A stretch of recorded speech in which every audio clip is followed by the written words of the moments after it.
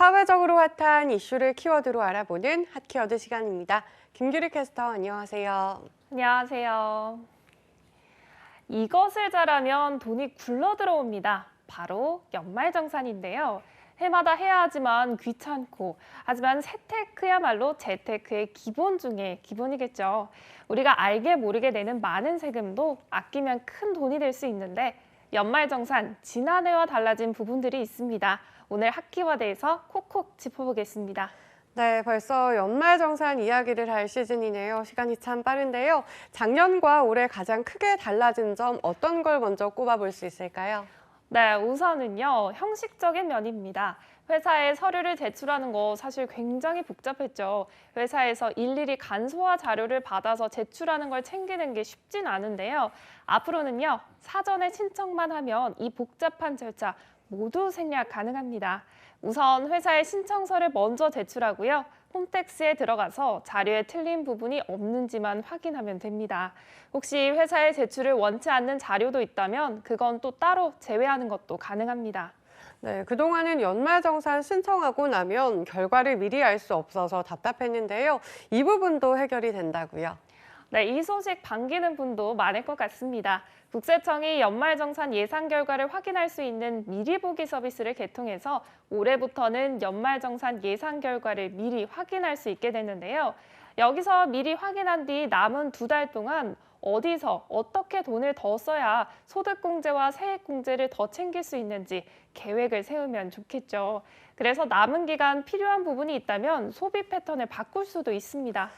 그럼 만약 신용카드 공제 한도를 못 채웠다, 그러면 바꾸는 게 더 유리하겠죠? 네, 맞습니다. 신용카드 등 공제 한도를 못 채운 분들이 있으시다면 신용카드보다는 체크카드나 현금 영수증을 더 많이 사용하는 게 유리하죠. 공제율 차이가 있기 때문인데요. 신용카드는 15%밖에 안 되고요. 나머지는 30%까지 받을 수 있어서 같은 금액을 써도 한도를 더 빨리 채울 수가 있습니다.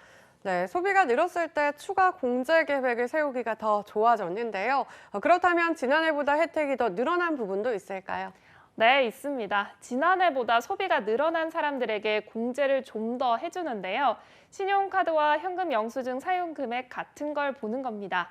지난해보다 5%를 초과해서 쓴 부분이 있으면 증가한 금액에서 10%를 추가로 공제해주고요. 한도 역시 100만 원이 추가로 늘어났습니다. 단 신용카드 사용액이 총 급여의 25%를 넘지 않으면 공제 혜택을 받을 수가 없습니다. 네, 또 이번에는 기부금 공제율도 늘었다고 알고 있는데요. 얼마나 늘어난 걸까요? 네, 늘어났습니다. 원래는 1,000만 원 이하는 15%, 1,000만 원을 초과하면 30%가 공제됐습니다.